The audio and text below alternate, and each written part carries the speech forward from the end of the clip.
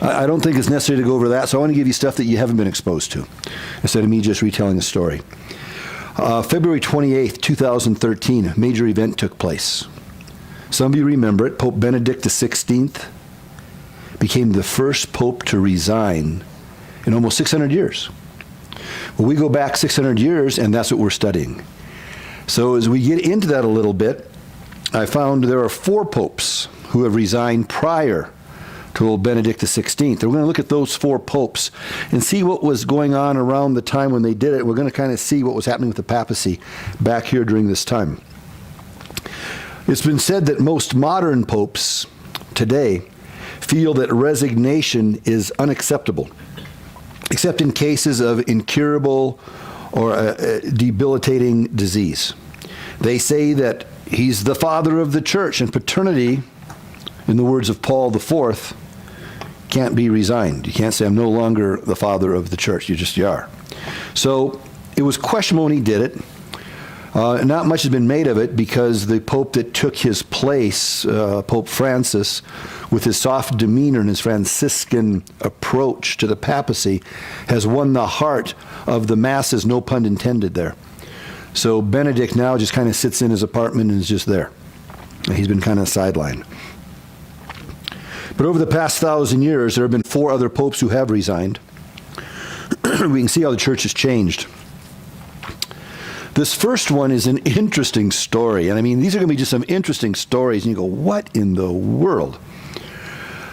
This guy was known, he took the name Pope Benedict IX. And of all these popes, this one is just like, what? He's on the list of popes. If you just Google popes, there's just a list.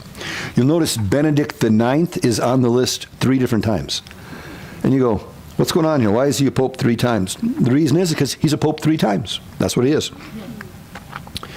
He was a pope. He came on as early in his life. Some records say as early as 12, but most of the reliable records say around age 20. But he was that's a young pope. And he kind of inherited it from his dad type of thing. At that time, there was a lot of that type of thing going on, a lot of nepotism and different things going on in the papacy. He became a pope.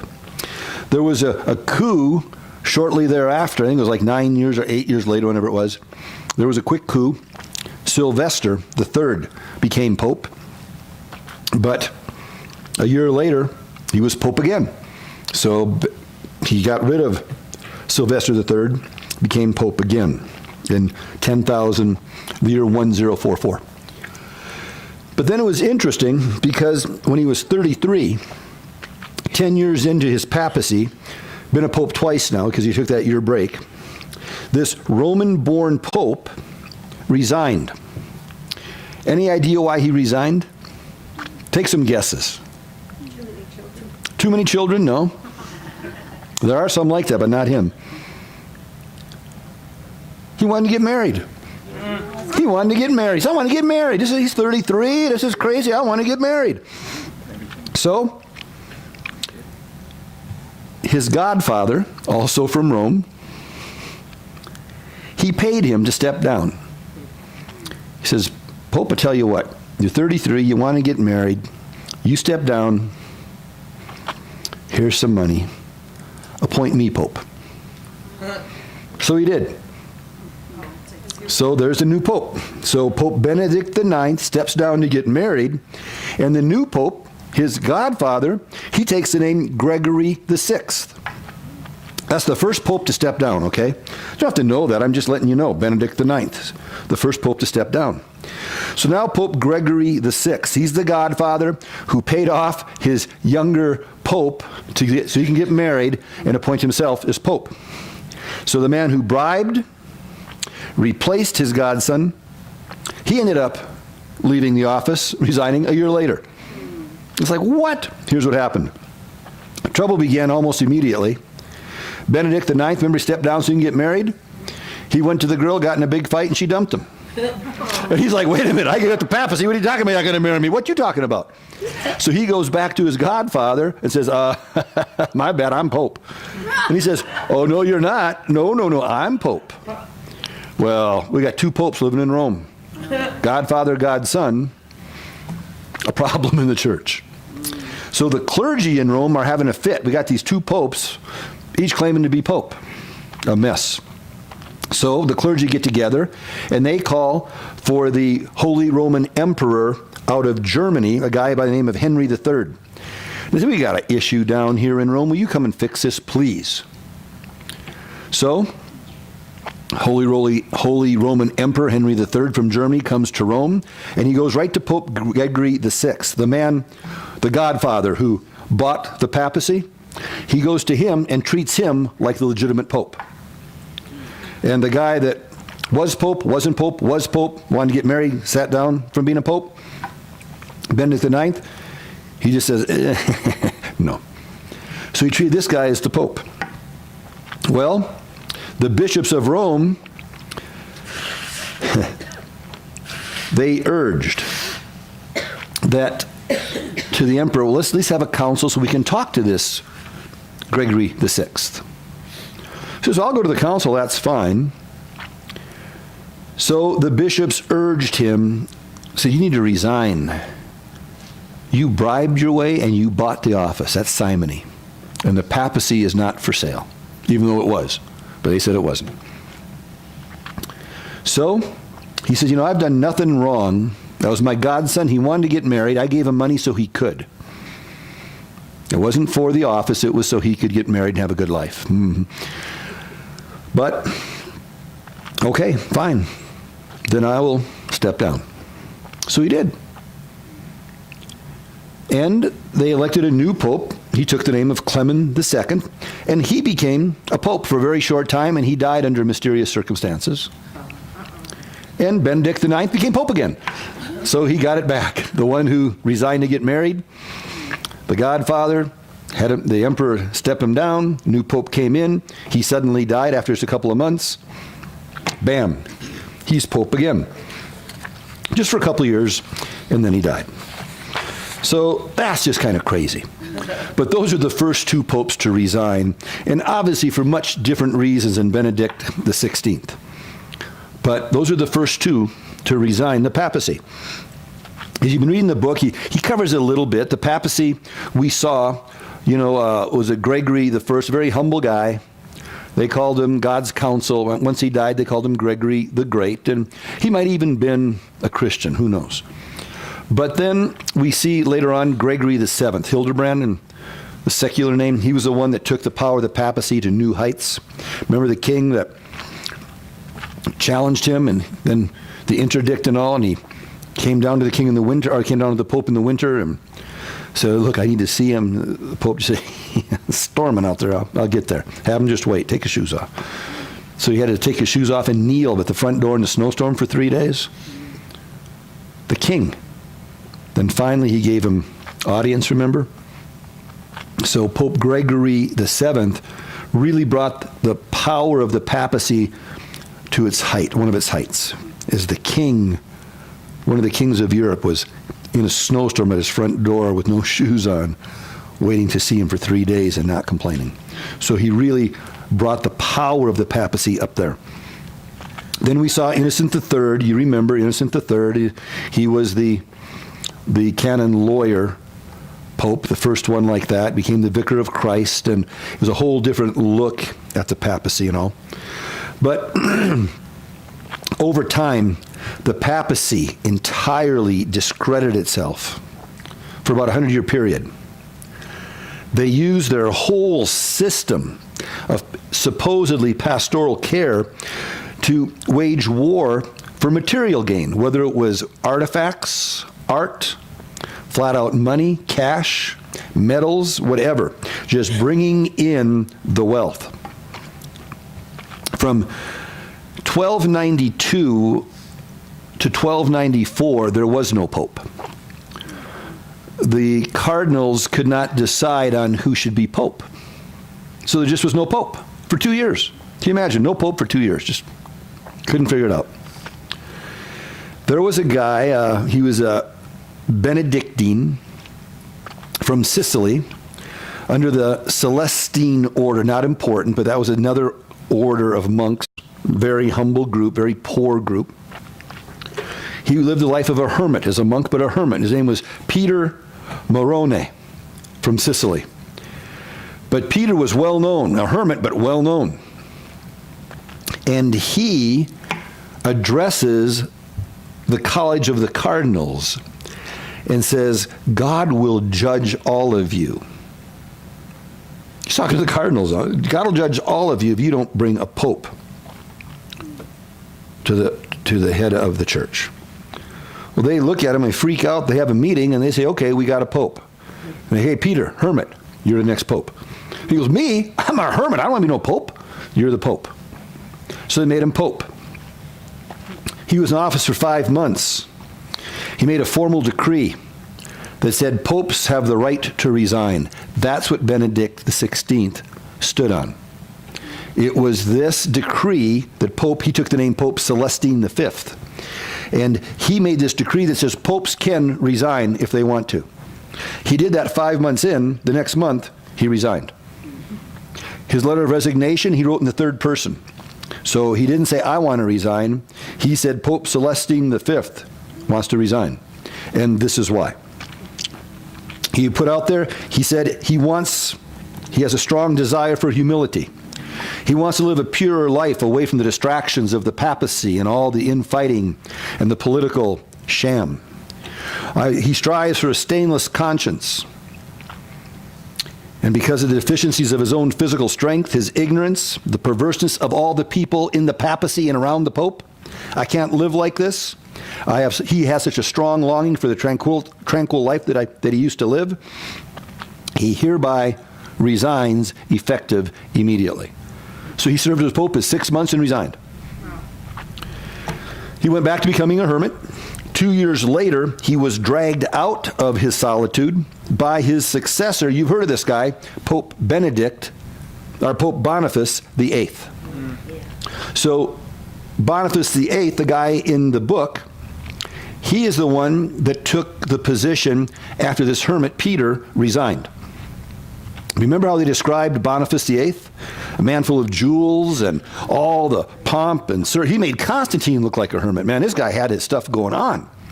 And he comes right after Celestine V, this hermit. So he's there for 2 years. He's the Pope. Then he goes and he gets Celestine. Who knows what was being said? We don't know. But he goes and gets him, and he locks him up in an Italian castle. 10 months later, Peter the Hermit, Celestine V, dies under a huge veil of secrecy and rumors, and later, not that many years later, evidence, as they find his body with a nail in its skull. So, don't know. Who knows? So Pope Celestine dies. Many people point to Boniface VIII as having something to do with it. Probably not driving the nail in, but very possibly ordering the nail to be driven in. So we've got Celestine V. I find it interesting that Boniface does that. Because remember what the textbook said about Boniface? I think it's a textbook that was in there. Where it said he came in like a fox. Here's our fox. He ruled like a lion. And he died like a dog. And it's just interesting, the consequences. Because here was this Peter the Hermit who said, you know, the papacy is so corrupt, I don't want to be part of it. I just can't be. I can't. He leaves. Boniface, it appears, brings him back, locks him up, and under his watch, at least for sure, probably under his pen of order, is taken out. Boniface rules a long time, and you remember what happens. We'll talk more about that in a minute. You've read about it. Where Boniface gets into it, remember, with especially the French, but the English and the French, where you remember Philip the Fair. Oh, man. Boniface VIII and Philip the Fair, they square off, and Philip wins that battle. And remember, at the end of his life, he's at his summer home up in northern Italy, and Philip the Fair sends his guys over to get him, to the Pope. And they go, he's an 85-year-old man in his little summer home, just sitting there being 85, and they go right into his home and they rough him up. They rough up the Pope. That's just like, what? And then he dies shortly thereafter. And it's just interesting in light of how he treated Peter the Hermit and how he reaped what he had sown in a way. It's interesting. But at any rate, So Peter the Hermit, Celestine V, he resigns. So now we have 3 of the 4 that have resigned. We've got Pope Benedict IX, remember, he resigned. First, a coup took him out, he went back, then he wanted to get married, and he sold the office to his godfather, and then she dumped him before he got married, so he wanted to get it back, and they called in the emperor, and then he got rid of the godfather, and then another pope came in, he died mysteriously, and then he got it back. That's the first guy. Then we have Gregory VI. Remember, he resigned because the emperor said, you got to resign. Then Celestine V, Peter the Hermit. The last one to resign was in 1415. And this is that 600-year span they were talking about when Benedict XVI resigned. They said the first pope to resign in over 600 years, or in 600 years. This is the pope that resigned 600 years. He was an old guy from Venice, Italy. He was a pope. He held the office for 10 years. But remember, you've read about this. We're not going to cover a lot about this tonight. You've read it. But he was a pope for 10 years, but he was a pope during that Babylonian captivity of the papacy, when there was that schism, when there was a pope in Avignon and a pope in Italy. He was one of those popes. And they were a political split more than a theological split. And he resigns. His name was Gregory XII, and he resigns at that council as a result of the council, remember, in Constance, where they had the meeting and they said we need a new pope and all that. Well, he resigned after that. And that was the last pope to resign for 600 years until just 2 years ago, when Benedict XVI stepped down and he cited, I'm old, my health isn't what it needs to be, and I'm just not able to do the office justice. There's been all kinds of other things put out why he resigned. Makes no difference. Bottom line, he resigned. So 5 popes have resigned. So now, the 4 that resigned prior to this, you have a little bit of an idea where it fits in history. Isn't that kind of cool? Now it's not like, well, 600 years, I kind of got that. Okay, I see where that kind of fits in. So that's what happened. So now let's take a look at Boniface VIII. Boniface VIII, he ruled for about 10 years almost. We talked about him. He was flamboyant as all get out. He was gaudy as can be. He received the papacy and immediately revived. Remember, Peter the Hermit was the one that was right prior to him. When Boniface VIII came on, he revived the strict papal power policies of Innocent III. So what a difference. From the hermit who was way in over his head, did not have a clue. He just had that deer in the headlights look, and he knew it. So I didn't want to be pope. I'm just saying, get a pope. Well, you're the pope. I don't want to be, I'm the pope. And he says, okay, as a pope, I'm saying you can resign if you want to. I resign. And he didn't know what to do. So Boniface VIII comes in. Oh, he knew what to do. So he revived the Innocent III papal power politics. The problem is Europe had changed.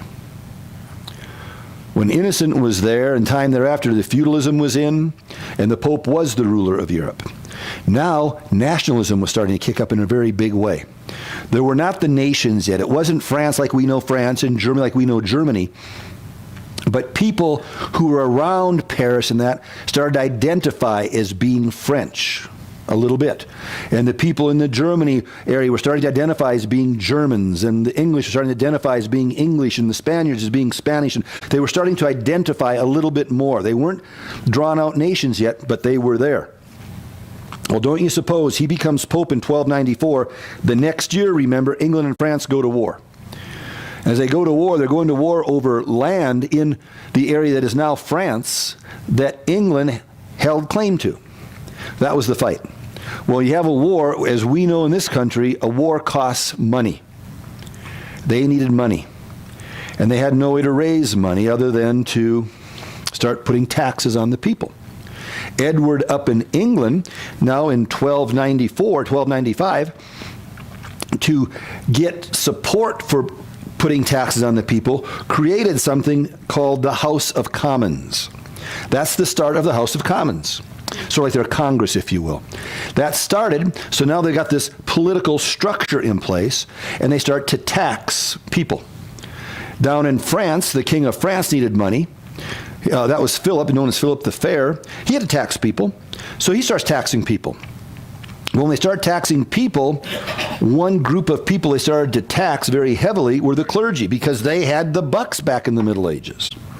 So they're taxing the church and taxing the clergy. Well, old Boniface VIII has a serious hemorrhage. You cannot be taxing the clergy. What is wrong with you people, you know?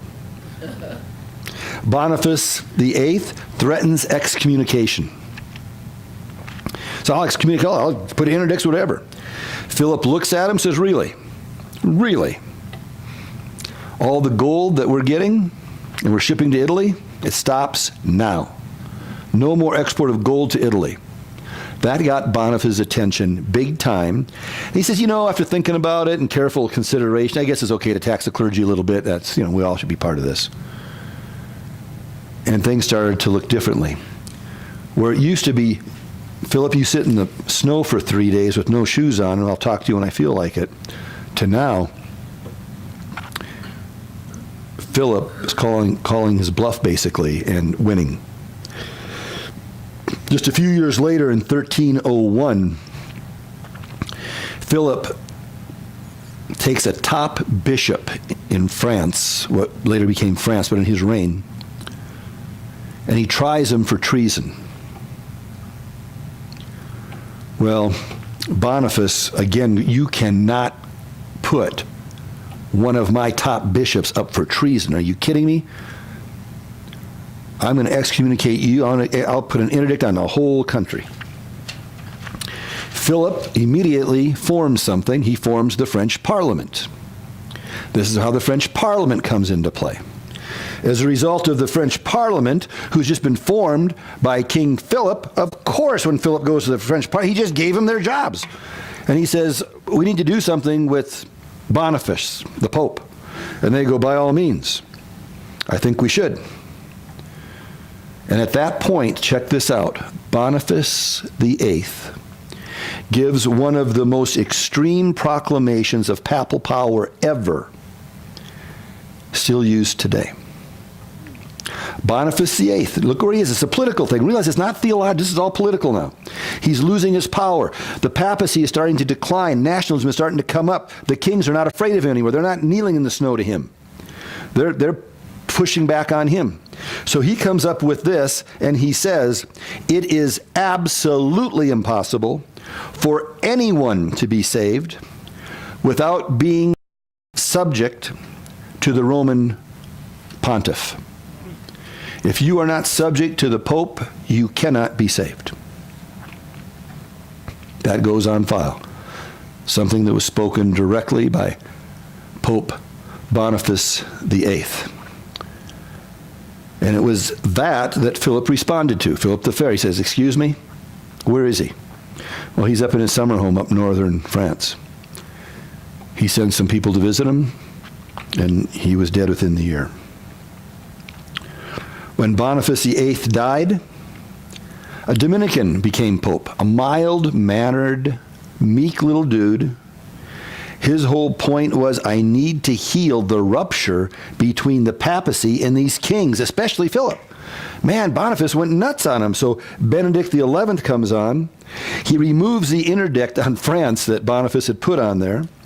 And he's just trying to get things better. And one of his favorite foods were figs. He was known for his figs. And 8 months into his papacy, he was eating from his figs, and someone had slipped some poison into his figs. He ate the figs, and the next pope after that was determined because of a conclave, a meeting held in Perugia. That's where he ate the figs. And there were factions as they had this meeting. We got to come up with another pope. It took almost a year, 11 months, to finally make a selection. And this is where it gets kind of crazy now. This is where it gets crazy, yeah. This is where it gets real crazy now. But this is where they select a guy by the name of Bertrand de Goux, the Archbishop of Bordeaux. He takes the name of Clement V, a Frenchman. Now, when they have this meeting and they select him, he's not there in Italy. He's over in what will become France. He was very much an anti-Boniface VIII man. Remember, his king was Philip. So when Philip and Boniface VIII are going at it, this dude was the archbishop for the King of France. And now he's elected pope. And you would think he would go, well, I guess I got to go to Italy now. He's not going to Italy. That's Boniface's backyard. But he's not going over there. He's in France. I'm the pope. Are you serious? So he goes from city to city in France and then finally decides, I'm going to go outside of France, about 400 miles southeast of Paris, towards Italy, even south of Lyon, to Marseille, right on the Mediterranean Sea there, just a short boat ride over to Italy. But I'm staying close to my king. I'm not going over to Italy. And the name of that city that he makes his home, right near Marseille, is the city of Avignon. It's not in France. It's right, you can see France. It's sort of like Alaska and Russia. It's the same type of thing. You can see it. So you could see it. You could see France, but you weren't in France. But you were under protection of France. Won't be long, it'll become France, but not yet. So he's outside of France, but he's right there in Avignon. Well, he starts to rule from there. And now this begins what is known as that Babylonian captivity of the papacy. Because for right around, if you say 70 years, you're close. For about 70 years and 7 popes, the papacy now is centered outside of Rome, over in Avignon, which for most practical purposes is in France. It's not technically in France, but it's France. Now, this is kind of cool, guys. I shouldn't say cool. This is kind of crazy. His coronation, his inaugural parade, so to speak, was in Lyon. Well, you better know he's there. King Philip the Fair, he's right there, because as you look at it, we find that Philip had a lot to do with him getting to be elected by those cardinals and become the first French pope. He knew it. People around him knew it. Philip had just bought himself a pope. So at his inauguration, we have the pope riding on a horse. We've got the king of France, Philip the Fair, on one side of him, and one of the dukes, the king's brother, on the other side of him, walking alongside of the pope on the horse in Lyon. And everybody knows he's the pope, but that's the king. They got it. As they're walking down this, actually happened. And I verified this with 3 different sources, and they all say the same thing. I had studied it and taught it before, but it's everywhere. It's what happened. They're on the procession in Lyon, and a wall. No one knows why. Were there people on the wall watching the procession? We don't know what happened. This big old wall, falls over. And it falls on the brother of the king, the duke. Kills him. And there are a bunch of other people around him. They all die as a result of it. It spooks the horse that the pope is on. The pope goes flying off the horse. His crown that was given to him by the king at the start of the inauguration goes flying into the dirt. There's a big old jewel in that they can't find. It's gone. And when you read the history of it, they talk about what a picture it was, especially if you read the Roman perspective of the history. What a picture of the papacy getting down in the dirt and getting dirty with the King of France, you know. And they look at God's judgment and warning on it, is how they see that. But it took place. Kind of crazy. He was the puppet pope of Philip. When Philip made him the pope, the cardinals did it, but Philip called him in for a meeting and said, you know what's behind this. There's a couple things I want you to do for me. I'd appreciate it. I'm going to give you the papacy here, but I expect something in return. And what he wanted, he says, you know what Boniface VIII did. The interdicts, a lot of the different things. And he had a list of 5 different edicts that he put out against France. So I sure appreciate it if they'd just disappear. And they did. In the first month, they were gone. Everything was removed. So I'd also appreciate it if you could make France, my kingdom, of the new order now that is in place here, This new dispensation, I would like to see France in the new dispensation occupy the same place that Israel, the chosen people, did in the old dispensation. Can you do that for me? So I can do that. So France became the new chosen people. They had the Pope, and all of a sudden, the cardinals got appointed, and guess what? They were French. So now we had a college of cardinals who were French. We had a pope who was French, and both of them were under the puppet strings of King Philip. They call him the Fair. They had to call him the Fair, otherwise you'd never guess it. So King Philip the Fair. So he was basically running Europe at this point. Hence it's called the Babylonian captivity. Remember Israel, Judah, 70 years in captivity in Babylon? They say the papacy was in Babylonian captivity for 70 years over in Avignon. Now, the king of France was in France. Avignon is across the border of France, but it was a French hierarchy from top to bottom. The morals of Avignon at this time around the papacy, known throughout Europe, and that caused the problem. The Germans were struggling, the Italians were upset, English were steamed, and the French were ruling, and nothing you could do about it. But the morals of the papal household during this time were really not good at all. In fact, it's been said that the papal household looked like a worldly court. There were envies, extravagances, sensuality. Sex was for your beck and call for anybody in the papal realm.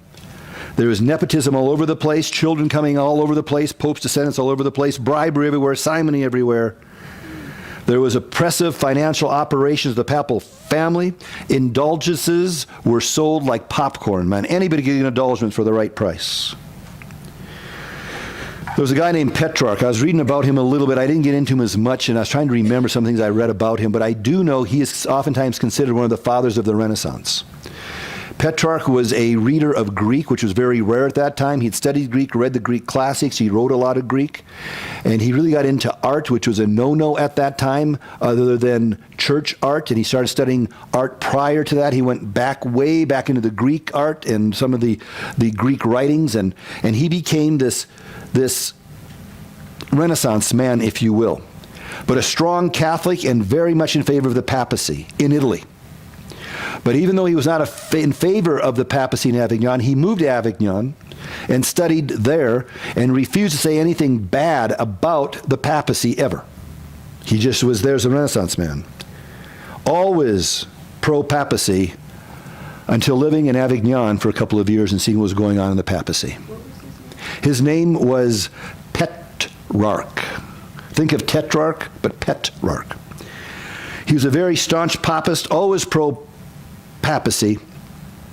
However, after a couple of years living in Avignon and seeing the atrocities that were going on in the papacy, he writes, and I quote him, he says, "The sink of every vice, the haunt of every sin, a third Babylon, the Babylon of the West is here in Avignon. Avignon is the fountain of afflictions, the refuge of wrath, the school of errors, the temple of lies, the awful prison. Avignon has made the papacy nothing more than hell on earth." Other than that, he had no real opinion. So the Babylonian captivity of the papacy, the 70 years in Avignon, don't think of it as this glorious time. It was a really bad thing going on. There was weird stuff in the papacy throughout its history, of course. But Avignon was rough, really rough. They had the Council of Pisa, I think the book talked about, the Council of Constance, the Council of Basel, these conciliar decrees, and all of a sudden they made a decision, you remember, they made a decision that said, okay, we're going to have the Avignon Pope step down, we're going to have the Italian Pope step down, because remember Italy had their own Pope and we had the Popes excommunicating each other and all the craziness. So in Constance say, enough already, we got to stop this nonsense. So it stops, and what takes place is the Constance Council puts a new Pope out there. It says, you two step down, this is the new Pope. Well, that didn't work. For a while, they had 3 popes. It went from bad to worse. It just got crazy, you know. Eventually, as the book says, we get back to 1 Pope in Rome, And that's the end of it. And that's where we're going to stop now for Christmas break. That's it for the papacy at this point. When we pick it back up, we're going to be looking in the 1500s, and we're going to see a Catholic monk named Martin Luther and a pope named Leo X, and they're going to have some interesting relations going on for a while. After that, well, during that, we're going to be looking at the Reformation. Now, before we do, we want to just mention the two main players. Again, you read about them in Fox's Book of Martyrs. You read about in the textbook. John Wycliffe, anti-papist, big time. He saw all the stuff of the captivity of the papacy, the Babylonian captivity, the history of that, and the popes excommunicating each other, and the immorality. It was a low point of the papacy. The morals were gone. Any kind of faith in Christ was gone. It wasn't about faith anymore. There was this period of time where it was just a political held position, and you were the puppet of the king, and it was horrible. And Wycliffe saw this and goes, this has got to stop. And he comes down hard on it. I find it interesting that it's called the Babylonian captivity, the papacy, because Martin Luther now, remember, he comes up from Catholicism, and as he gets up and he's going to start writing some of his tracts in that once this Gutenberg press comes around and everything, he's going to have a very well-known tract that goes all over Germany, and it's called the Babylonian captivity of the church. So it's a play off the Babylonian captivity of the papacy. But he's a monk, a Roman Catholic monk of the Augustinian order, so of course he knows this. So that's where that comes from. So now with the history of the church, as we get in the Reformation, we're going to see a lot of the seeds where it comes up and why the table is set for the Reformation in so many ways. So many ways. So we're going to take a look at that. Wycliffe comes out real strong against it. He sees the importance of getting the Bible into the language of the people. Hence, you'll hear Wycliffe translators from time to time. That was one of his big goals. He was very well known, well respected among certain folks you read about in the book, but then he runs into some stuff. He has to run into hiding a little bit, but he ends up dying a normal life. It's not until after he dies that the church in Rome labels him a heretic, digs up his bones, burns his bones, and throws his bones into the river. And whatever. As we know, England and Czechoslovakia have a political marriage. As a result of that, Wycliffe's teachings drift into Czechoslovakia, into Prague. A guy by the name of John Huss takes him at the university. He's got a study at church right outside of the university there, and he takes Wycliffe doctrine and starts to just fan the fires of Wycliffe doctrine. Of course, at Constance, the meeting there, they call him there. They say, come on, we need to talk. You'll be fine. So they invite him. You're fine. Don't worry, Huss. They come in. Do you write this? Yeah, well, they don't have to kill you. And they do. So it's crazy, and he's burned at the stake there. And that's where we stop. So we've got no class until January 12th. January 12th. For your homework, have fun. No reading, no nothing, but please show up on the 12th. If you want to do some reading, well, I got to read something. Well, don't read about the Reformation. Read anything but that. Just save the Reformation. If you want some good reading, Connie and I are now in about 100 pages into a book called Kingdoms in Conflict. Remember we talked about Augustine writing The Cities of God? This is Chuck Colson writing a modern-day version, if you will, bringing it up to date, but the same concept of the civil rulers and the church rulers and how they both have to coexist for them to work in society. And if you get rid of one or the other, if they're not in balance, you're going to have a problem. They both have to be there. We can see it. In our country, we're starting to remove church law, and it's all civil law. You go into the Far East, and you will see religious law and no civil law. But if they're balanced, you can have a good society, how we were when we first were a country. So that whole book is about the balance of the two, but it's an interesting, really fun book. It's good reading, a lot of fun stories. The first 70 pages or so it's like right out of a movie. It's fantastic. It's exciting. It's like, what? I didn't know about this. This is great.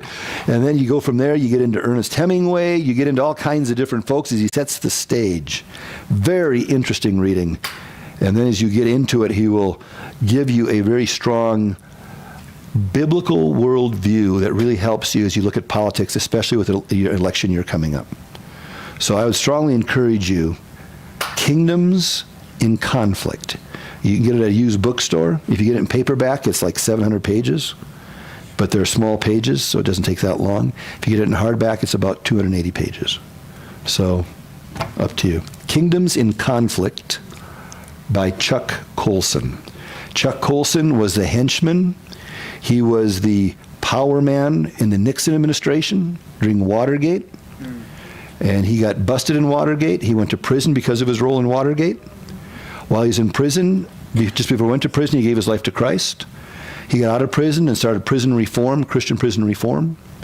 And a lot of the Christian reform ministries, prison reform ministries going on right now are a direct result of Chuck Colson's ministry with the prisons. Strong Christian man. Strong Christian man. He's one who would be with the Lord here the last couple of years. But he wrote a number of books. His testimony is a book called Born Again, one of the first Christian books I ever read back in the 70s, because I was a huge Nixon fan, because Nixon was the one who brought the troops home in 1973 and 74 from Vietnam. And that's when I was supposed to be going. And he brought them the other way. And I'm like, I love Nixon. That's all I got to say. Nixon's good by me. So when he went down, I was bummed, and then I became a Christian shortly thereafter. And I heard about this man named Chuck Colson. I read his book called Born Again. It was fantastic. So if you want some light reading, Born Again by Chuck Colson, you'll love it. If you're our age, if you're young, you don't know who Nixon is, you won't enjoy it. But if you've been around when Nixon was around, you'll love the book. But Kingdoms in Conflict, highly recommended. If you've got to read something, that's what you want to read. Other than that, we'll see you on January 12th. We were normally going to do it on January 5th, but on January 5th, I'm going to be in Houston for my dad's checkup out there, so I won't be here. So I'll be back right after that. So it'll be the following Tuesday. So the 12th of January is when we're going to be doing it. There'll be no homework. We'll just pick up in the Reformation. When we come back, we're going to do a review and an intro, and then we'll go from there. So no reading. Lord, bless these guys. Give them a great, great couple of weeks off. Thank you for their faithfulness, and thanks for loving us in Jesus' name.